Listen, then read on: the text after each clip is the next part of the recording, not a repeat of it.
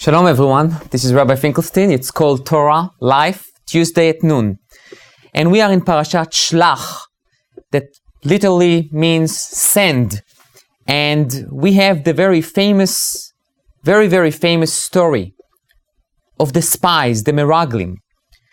Moshe was told by God that he can, if he wished to, send a delegation of spies to go and to scatter the land of Israel. And it sounds like a very good idea.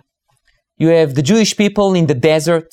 They dream about this land that was promised to them and to their ancestors. They never saw the land. It was only a story by the parents to the children, from the children that became parents to their children. But no one really saw it. It was only stories. So it seems to be like a great idea to send a delegation. They will come back. They will report about the beauty of the land, the sweetness of its fruits, the sources and resources in its land, and it will be a great thing for everyone. But as we know, the history, something went wrong. Something happened that we still bear the consequences. The entire generation of the people who left Egypt was wiped out. 40 years they circled themselves in the desert till they all died out. And the question that I would like to pose is, what went wrong from a great idea to send a delegation to entice and to encourage the Jewish people to go to their dreamland, to a destruction of a generation? When we look at the parasha, we see something very, very important. When we talk about spies in Hebrew, it's meraglim, from the word leragel, to spy out. But it's interesting to note that that's not the verb that the Torah uses in order to describe the objective of the delegation. The Torah says, Shlach lecha anashim veyaturu et eretz Knan. And the literal translation is not to spy out the land, like the English translation suggests, but really is to scatter the land, to tour the land. It's very interesting.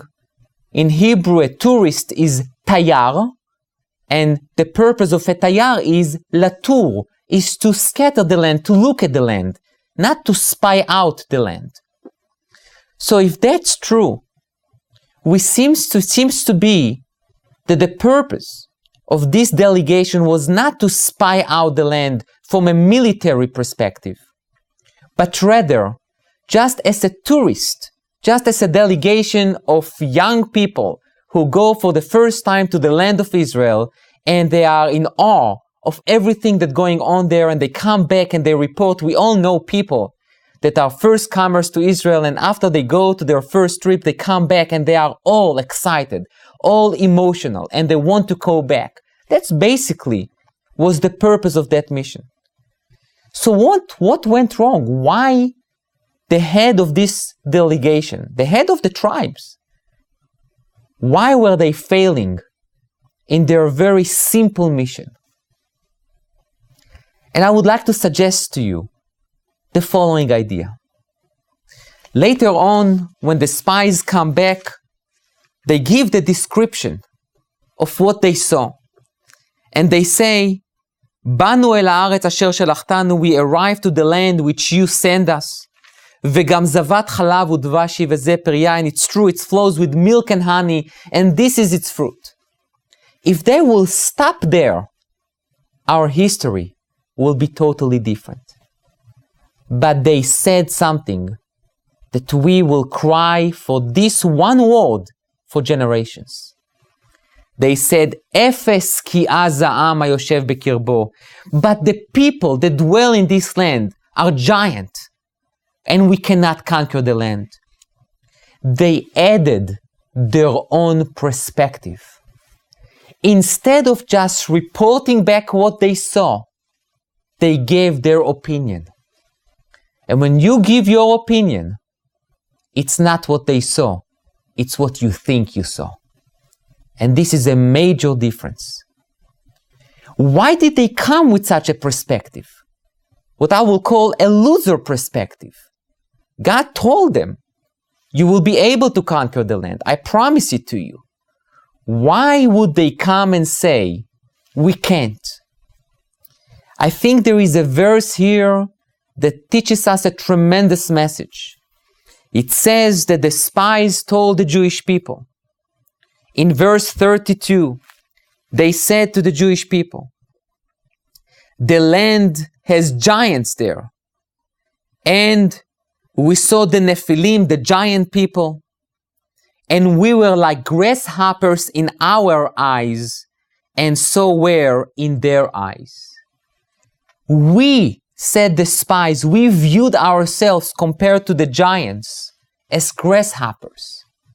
When you view yourself as a nothing, as someone who is not worthy, as someone who does not have the confidence in himself and in his objectives, you will be viewed like you view yourself. In order to conquer the land of Israel, we cannot view ourselves as grasshoppers. We cannot view ourselves as small people. The land of Israel required us to be strong. When Caleb says, he says, Ki yachol nuchala, we can surely conquer the land of Israel. It's a good land. It's a beautiful land. It's a holy land. It's a dream land for the Jewish people. It's a land that requires us to sacrifice. It's a land that requires us to put efforts in order to conquer it. It was never simple, and it will never be simple. It's a struggle. But as we know, whatever easy comes, easy go. And the land of Israel is not like that. It's a struggle to get it, but when we get it, it's for us forever. The people, the heads of the delegation, failed in understanding the most important thing for a Jew to understand. You cannot view yourself like as a grasshopper, because you're going to be viewed like that by others. We need to have Jewish pride. We need to have the understanding of our mission. And we should not be afraid or fragile because of what other people say about us. And I will take the 1 minute that I have left and will tell everyone who listens to me. Do not be afraid by what you see at the media, the way they portray the behavior of our soldiers. Our soldiers were attacked brutally, viciously, by the mob on those boats that came, and I will say, came for peace. Our soldiers came with no weapons. They came in peace, and they experienced war and brutality.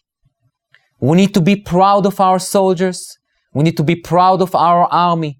We need to be proud of our state. And we always need to have in mind, Ki yachol nuchala, we need to have faith and trust and put the efforts to continue to conquer, to continue to live, dwell, flourish and blossom in our dream homeland, the state of Israel. Thank you.